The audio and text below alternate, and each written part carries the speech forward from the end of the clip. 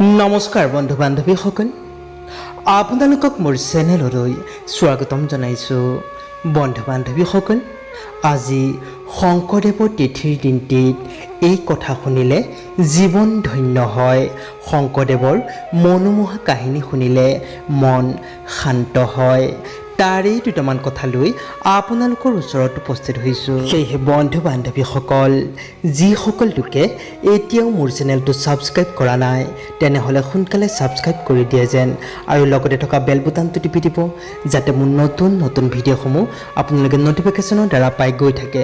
তেন্তে আহক বন্ধুসকল, আমি ভিডিঅ'টো আৰম্ভ কৰোঁ। বন্ধু বান্ধৱীসকল, শংকৰদেৱৰ সৰু অৱস্থাতেই পিতৃ মাতৃৰ বিয়োগ ঘটাত বুঢ়ীমাক খেৰকুটিয়ে তেওঁক লালন পালন কৰে। সৰুতে তেওঁৰ পঢ়াৰ প্ৰতি বিশেষ ধাউতি নাছিল। খেল ধেমালিতেই কাল কটোৱা শংকৰক 12 বছৰ বয়সত বুঢ়ীমাকে মহেন্দ্ৰ কন্দলী নামে অধ্যাপক এজনৰ টোলত নাম লগাই দিয়ে। বিদ্যা শিক্ষা আৰম্ভ কৰি শংকৰে অ আ ক খ শিকিয়েই ভগৱান শ্ৰীকৃষ্ণৰ ভক্তি বিষয়ক কবিতা কৰতল কমল ৰচনা কৰি সকলোকেই অভিভূত কৰে। ইয়াৰ পিছতেই অধ্যাপক কন্দলীয়ে শংকৰক দেৱ উপাধি প্ৰদান কৰি সকলোৰে ওপৰত ওজা ছাত্ৰ পাতে। মহেন্দ্ৰ কন্দলীৰ টোলত 6 বছৰ পঢ়ি 4 বেদ 14 শাস্ত্ৰ 18 পুৰাণ নানা কাব্য সংহিতা ব্যাকৰণ দৰ্শন আদি বিভিন্ন শাস্ত্ৰত পাৰ্গত হৈ উঠে। টোলত থাকোঁতেই তেওঁৰ প্ৰথমটো অনুবাদ কবিতা হৰিচন্দ্ৰ উপাখ্যান লিখি উলিয়াইছিল। তেওঁ এজন ধীৰস্থিৰ গুণী জ্ঞানী ব্যক্তি হৈ সকলোতেই বিদগ্ধ পণ্ডিত হৈ পৰে। প্ৰায় 17 বছৰ বয়সত শংকৰদেৱ ঘৰলৈ উভতি আহে। এতিয়া জানো আহক তেওঁৰ বৈবাহিক জীৱনৰ আদি কথা।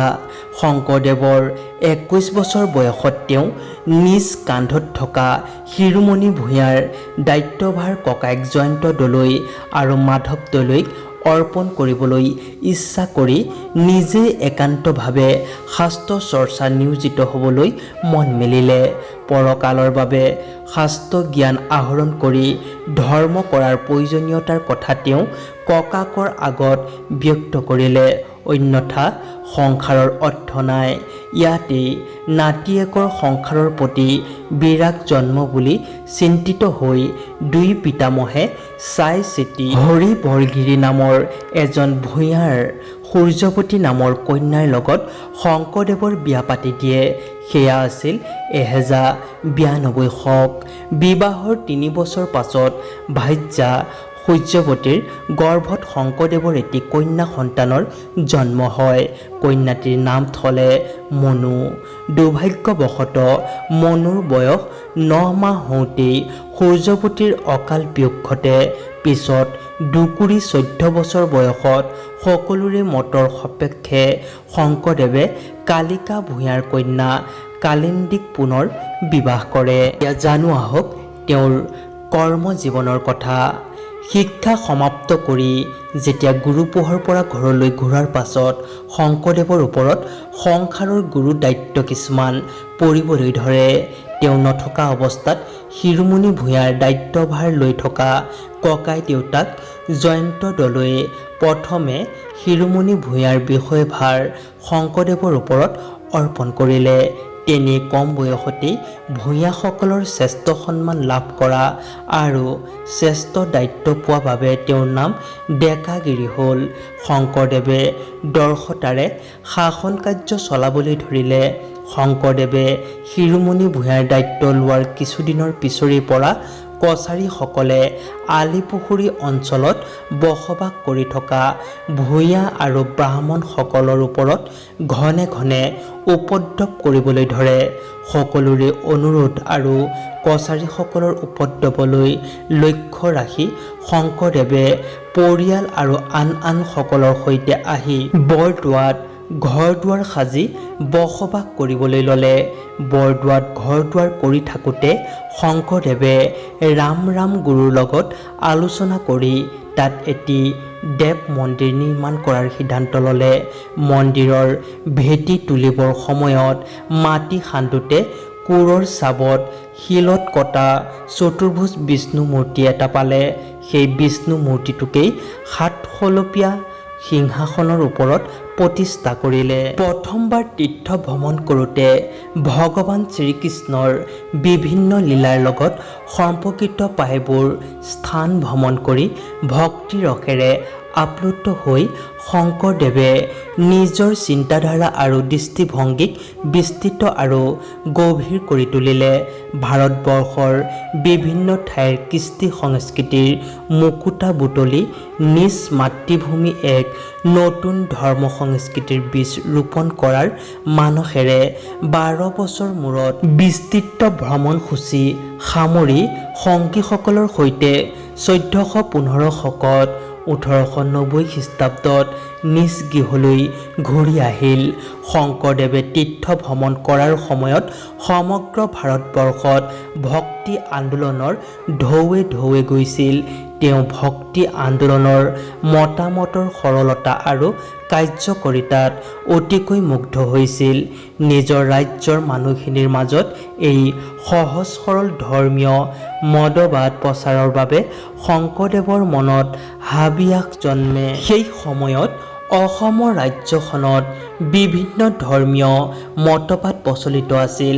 ভগৱানক উপাসনা কৰাৰ কোনো নিৰ্দিষ্ট পদ্ধতি নাছিল।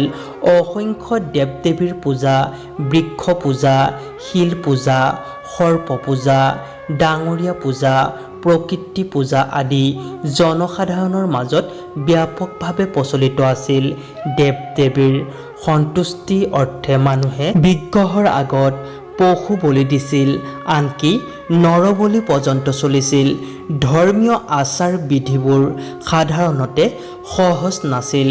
শংকৰদেৱৰ মনত একান্ত বিশ্বাস জন্মিছিল যে ভক্তি ধৰ্মই ভিন ভিন ধৰ্মীয় বিশ্বাসৰ মানুহবোৰক একগোট কৰিব পাৰিব বা একগোট কৰি ৰাখিব পাৰিব। সকলো লোককে এটি মাথোন ধৰ্মীয় বিশ্বাসৰ অধীনলৈ আনিবলৈ এই ভক্তি ধৰ্মই হ'ব সৰ্বোত্তম পন্থা। এনে ব্যৱস্থাত উচ্চ নিচ্চ, ধনী দুখীয়াৰ প্ৰভেদ নাথাকিব আৰু ধৰ্মীয় অনুষ্ঠানত কোনো জাক-জমকতা আৰু ব্যয়বহুলতা নাথাকিব। তীৰ্থ ভ্ৰমণ কৰা কালত লাভ কৰা অভিজ্ঞতা আৰু ঈশ্বৰ ভক্তি তত্ত্বৰ পৰম জ্ঞানেৰে সমৃদ্ধ হৈ সৰ্বসাধাৰণ মানুহখিনিৰ মাজত নাম ধৰ্ম প্ৰচাৰ কৰি মানুহক মোক্ষ লাভৰ সহজ পথৰ সন্ধান দিলে। ভাগৱতৰ ভক্তি আৰু গীতাৰ একশৰণ একত্ৰ কৰি তেওঁ অসমত একশৰণ ভাগৱতী বৈষ্ণৱ নাম ধৰ্মৰ সুঁতি পুতিলে। বিশ্ব ব্ৰহ্মাণ্ডৰ সৰ্বময় কৰ্তা ভগৱান এজন আৰু তেওঁৱেই হৈছে পৰমেশ্বৰ বিষ্ণু। এইজনাৰ নাম ল'লেই জগতৰ সকলো দুখ যন্ত্ৰণাৰ পৰা পৰিত্ৰাণ পাব পাৰি। সেয়েহে আমি এইজনা সৰ্বশক্তিমান ভগৱানৰ চৰণত শৰণ ল'ব লাগে। শংকৰদেৱে প্ৰচাৰ কৰা এই ধৰ্মই হৈছে চমুকৈ একশৰণ নাম ধৰ্ম। ইয়াক নৱবৈষ্ণৱ ধৰ্ম বা মহাপুৰুষীয়া ধৰ্ম বুলিও কোৱা হয়। শংকৰদেৱে প্ৰচাৰ কৰা এই ধৰ্মৰ মূল আধাৰ হ'ল দ্বাদশ স্কন্ধ ভাগৱত গ্ৰন্থ। এই ধৰ্মমত ক্ৰিয়াকাণ্ডৰ ব্যয়বহুলতা, বলি বিধান, যাগ-যজ্ঞ, পূজা পাতাল, মূৰ্তি উপাসনা আদি নাই। কেৱল এক দেও এক খেও, একবিনে নাই কেও, অৰ্থাৎ কায়মনো বাক্য হৰিৰ নাম শ্ৰৱণ কীৰ্তন কৰা। শংকৰদেৱে সৃষ্টিকৰ্তা ভগৱান বিষ্ণুৰ মহান গুণ ৰাশি জনসাধাৰণৰ মাজত প্ৰচাৰ কৰিবলৈ এক অভিনৱ নাট্যাভিনয়ৰ আয়োজন কৰিছিল। সেই নাট্যাভিনয়ক কোৱা হৈছিল সিংহযাত্ৰা। এনেদৰেই অসমত নাট্যকলাৰ জন্ম হয়। শংকৰদেৱৰ হাততেই গুৰুগৃহত থাকি অধ্যয়ন কৰোঁতে লাভ কৰা নাট্যকৰ জ্ঞান আৰু তীৰ্থ ভ্ৰমণ কালত লাভ কৰা অভিজ্ঞতাক ভেটি কৰি শংকৰদেৱে সিংহ নামৰ নাট এখনি লিখি তাক যাত্ৰা হিচাপে অভিনয় কৰে। সেই সিংহযাত্ৰা শংকৰদেৱৰ নাট প্ৰতিভাৰ প্ৰথম স্বাক্ষৰ পোৱা যায় চিহ্নযাত্ৰাত। সংলাপহীন এই নাটকখনিৰ অভিনয় বৰদোৱাত 4 দিন 7 ৰাতি হৈছিল বুলি কথিত আছে। নৃত্য, গীত আৰু চৰিত্ৰৰ সমাৰোহেৰে ই ৰাইজক চমৎকৃত কৰিছিল। চিহ্নযাত্ৰাৰ ৰচনা কাল 1468 খ্ৰীষ্টাব্দত বুলি জনা যায়। মহাপুৰুষ শ্ৰীমন্ত শংকৰদেৱে জীৱনৰ অন্তিম সময়লৈকে ধৰ্ম প্ৰচাৰ কাৰ্য চলাই আহিছিল। 1568 খ্ৰীষ্টাব্দত 119 বছৰ বয়সত তেওঁ মধুপুৰ সত্ৰত ইহলীলা সম্বৰণ কৰে। সেই সময়ত কোচ ৰজা নৰনাৰায়ণৰ ৰাজত্ব চলি আছিল। কোচবিহাৰত থকা এই ভেলা দুৱাৰৰ মধুপুৰৰ সত্ৰত 1490 শকত ভাদ মাহৰ 21 তাৰিখে শুক্লা দ্বিতীয়া তিথিত জগতগুৰু মহাপুৰুষ শ্ৰীমন্ত শংকৰদেৱৰ মহাপ্ৰয়াণ হৈছিল। আজিলৈ ইমানেই।